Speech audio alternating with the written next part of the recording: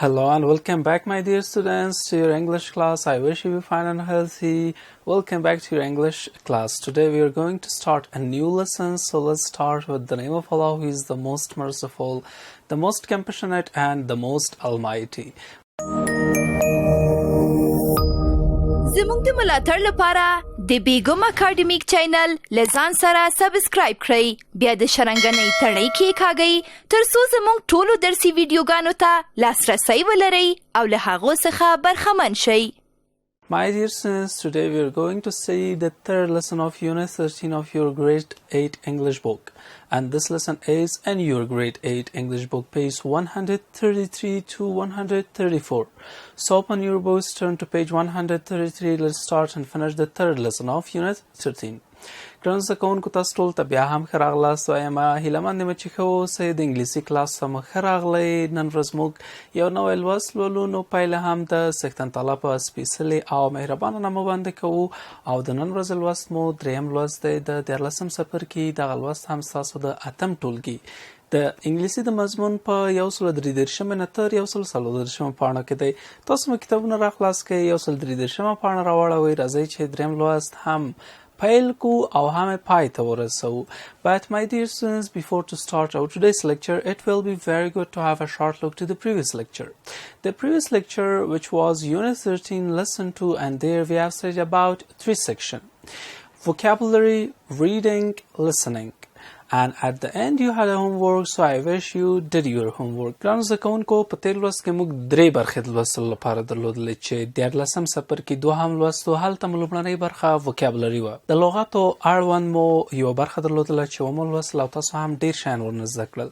دوهمه برخه مو ریډینګ یا هم د لوستلو برخه وه، او دریمه برخه مو لسنینګ یعنی د اورېدلو یا هم غوږ نیولو برخه ده. دا هغه ټول مهارتونه دي چې موږ د یوې ژبې اړوند زده کوو. مثلا لسنینګ لومړنی مهارت دی د ژبې چې تاسو اول اورېدل زده کوئ. ریډینګ دا دریم مهارت دی چې وروسته له سپیکینګ نه ریډینګ دی مهمه ده چې تاسو دا مهارت هم باید زده کوئ.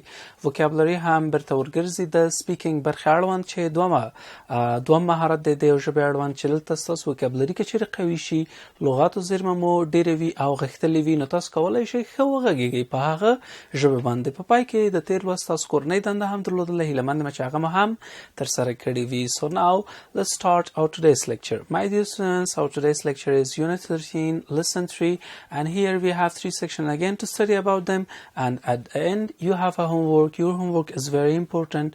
You should do your homework and you should examine yourself by doing your homework.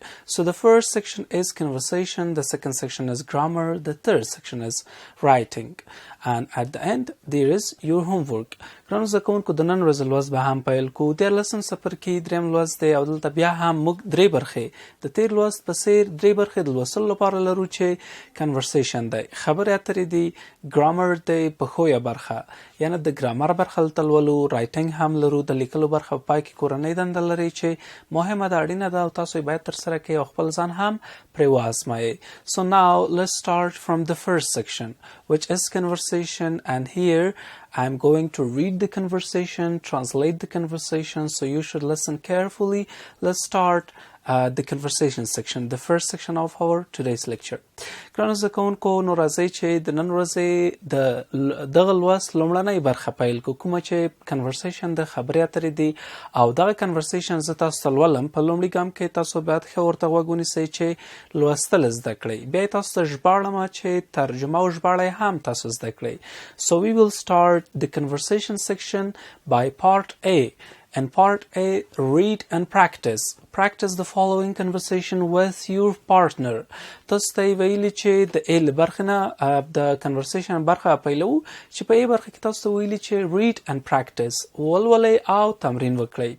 Read the following conversation with your partner. لاندنۍ محاوره یا هم خبرې اترې له خپل ملګري سره پریکټس یعنی تمرین کړئ.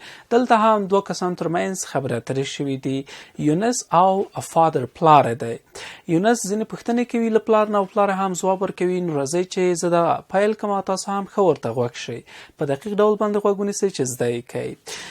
یونس ask a question from his dad, which airport is bigger, Kabul or Mazar Sharif? یونس له خپل پلار څخه پوښتنه کوي، پلاره کوم یو هوایي ډګر غټ دی یا لوی دی؟ د کابل هوایي ډګر که د مزار شریف هوایي ډګر؟ بیا پلار بیرته په ځواب کې ورته وایي Father replies Kabul airport is bigger, is also more modern. وای پلار بیرته په ځواب کې ورته وایي چې د کابل هوایي ډګر لوی دی او دا ډیر عصري هم دی. It was built in 1960s او دا په 1960 عیسوي کال کې جوړ شوی دی. د کابل هوایي ډګر چې اوس تقریبا 60 کاله نور ورڅخه کېږي، نه 60 کاله وړاندې دغه هوایي ډګر جوړ شوی دی، څه کم 15 کاله یعنې 63 کاله وړاندې دغه هوایي ډګر د کابل هوایي ډګر جوړ شوی. بیا یونس بله پوښتنه کوي له خپل پلار نه But is it as busy as مزار شریف airport؟ وایي مګر د مزار شریف د هوایي ډګر په څیر دا هم بوخت دی، یعنی مصروفه هوایي ډګر دی، ډیر پروازونه، ډیر خلک رفت آمد دلته لري. بیا فادر پلار ورته په ځواب کې وایي Well, I think Kabul airport is busier, especially during the Hajj. It is also an international airport. پلار په ځواب کې وایي زه فکر کوم چې دا ډیر بوخت دی د مزار شریف له هوایي ډګر نه، یعنې مصروفه هوایي ډګر دی. بیا په ځانګړي ډول باندې د حج په بهیر کې کله چې حج ترسره کېږي دلته ډیر خلک ځي او راځي، نو په دغه وخت کې ډیر بوخت دی او ډیر مصروفه وي او دا وایي په همدې ډول باندې یو نړیوال هوایي ډګر دی. نو بیا یونس ورنه پوښتنه کوي چې Okay dad, one more question. How are the airlines؟ وایي سمه ده پلاره، یو بله پوښتنه هم کومه چې هغه د هوایي شرکتونه څنګه دي، یعنې څه ډول هوایي شرکتونه دلته شته، کوم هوایي شرکتونه دي، د هوایي شرکتونو په اړه یعنې معلومات راکړه. بیا پلار ورته وایي چې But why are you asking all these questions؟ نو وای مګر دا ټول پوښتنې ولې دغه پوښتنې کوي لمانه؟ بیا یونس ورته وایي چې They are for my homework. وای دغه پوښتنې زما د کورنۍ دندې لپاره دي. بیا پلار ورته وایي Father, next time search the books. وای بل ځل د کتابونو لټون وکړه، یعنې کتابونه ورپسې وګوره تر څو ستا مطالعه هم ډیره شي، ته هم ډیر شیان زده کړې او ډیرې خبرې زده کړې. So, my dear students, this was our today's lecture, the first part, conversation section. I read the conversation, I translated the conversation. We started from part A, so I wish you learned a lot from this conversation. So now let's go forward to the other part of your conversation section, the B part. At the B part, do you think having an airport is important for a city? Why? ګرانو زده کوونکو هیله مند یم چې خبرې اترې مو زده کړې وي. ما تاسو ته ولوسته ومې ژباړه او هیله مند په دې یم چې ډېر څه مو له دغه کنورسیشن له دغه خبرو اترو محاورې نه تاسو زده کړي وي. اوس زه بلې برخې ته چې هغه بي برخه د خبرو اترو د برخې ده، دلته له تاسو نه یوه پوښتنه شوې چې Do you think having an airport is important for a city? Why؟ تاسو نه دلته پوښتنه کړې چې آیا ګمان کوئ، آیا فکر کوئ چې د هوایي ډګر درلودل د یو ښار لپاره مهمه ده، اړین دی، ضروری دی؟ که دا دی ولې؟ تاسو به یې دلایل وایئ او لیکئ به یې دغه کنورسیشن هم چې موږ ولوستو نو تاسو یې ځواب په اسانۍ سره پیدا کولی شئ. د هوایي ډګر درلودل د یوې ترانسپورټي یو خط درلودل دي، د ترانسپورټي یو ترانسپورټي لیکه ده چې ډیره مهمه ده، ډیره بارزښت هم ده او آسانه او ګرانه یعنی قیمت بیه هوایي ترانسپورټ دی او دلته هم مواصلاتي لاره ده چې مواصلات پرې ترسره کیږي او رفت آمد پرې ترسره کیږي، یعنی یو ترانسپورټي لاره ده، ډیره مهمه او اړینه هم ده. نو د یو ښار لپاره یې درلودل څومره مهمه دي؟ تاسو یې دلایل ووایئ او دغه پوښتنه هم ځواب کوئ. So now, my dear students, let's go forward to the second section of our today's lecture. Here we have grammar section, and at the first of grammar section, we have a table. The title of this table is Comparative Forms of Longer Adjectives. ګرانو زده کوونکو زه دوهمه برخه ته د نن ورځې د لوست دلته موږ په سر کې د ګرامر برخه ده، دوهمه برخه مو په سر کې موږ یو جدول لرو. د دې جدول عنوان هم دی Comparative Forms of Longer Adjectives. د اوږدو صفتونو مقایسوي شکلونه یا هم ډولونه د دغه جدول عنوان دی. نو راځئ چې comparative forms of longer adjectives هم وپېژنو. دغلته جملې دي، زه تاسو ته لولم، ژباړم یا هم تاسو به هم ښه ورته ځیر شئ چې زده یې کوئ. The first sentence is Kabul airport is more modern than Jalabad airport. ګرانو زده کوونکو، دلته یې تاسو ته ویلي چې د کابل هوایي ډګر ډېر عصري دی، ډېر مډرنه دی، ډېر اصلي دی د جلال آباد له هوایي ډګر څخه. مډرن چې دی صفت دی، مور مډرن چې دی دغه لانګر فارم آف اجکټیو دی، اوږد ډول د صفتونو دی، هغه هم مقایسوي صفتونه. نو په دغه جمله کې مور مډرن دا لانګر اجکټیو دی، هغه هم کمپریټیو، او مډرن چې دی خپله صفت دی، اجکټیو دی. دومه جمله ده چې our new house is more beautiful than the old one. وایي زموږ نوی کور ډېر ښایسته او ښکلی دی له پخواني څخه. نو beautiful چې دی adjective دی، more beautiful long form of comparative adjective دی. The third sentence is our new English book is more interesting than the old one. زموږ نوی د انګلیسي کتاب ډېر په زړه پورې دی له زوړ څخه. نو دلته هم interesting صفت دی، more interesting دا نو comparative longer form of adjective دی. لاندې نور جملې هم دي ګرانو زده کوونکو، تاسو یې هم صفت پیدا کوي، تاسو ته ښکاري او هم یې اوږد ډول. زه تاسو ته یوازې جملې لولم. An airport is less interesting than a museum. وایي یو هوایي ډګر چې دی کم په زړه پورې دی له موزیم څخه، ځکه موزیم کې ډېر شیان وي. نو انټرسټینګ صفت دی، less interesting longer form دی. She cooks more delicious food than me. هغه له ما څخه ډېر خوندور غذا پخوي له ما نه. دلته انټرسټینګ delicious چې دی خوندور صفت دی، او more delicious دغه اوږد ډول د مقایسوي صفتونه دی. The last sentence is our old English book is less interesting than the new one. وایي زموږ پخوانی د انګلیسي کتاب چې دی لږ په زړه پورې دی د نوي نه. دلته ګرانو زده کوونکو interesting چې دی خپله صفت دی، difficult هم صفت دی. difficult په جملې کې نه دی راغلی، خو په صفتونو کې راغلی، او less interesting دغه اوږد ډول دی. نو ګرانو زده کوونکو دوهم جدول د ګرامر د برخې هم لولو. د second table, the title of second table is comparison of equality plus adjective plus as, and here we have 4 sentences. ګرانو زده کوونکو د ګرامر د برخې دوهم جدول ته هم زو. د دوهم جدول عنوان دی comparison of equality.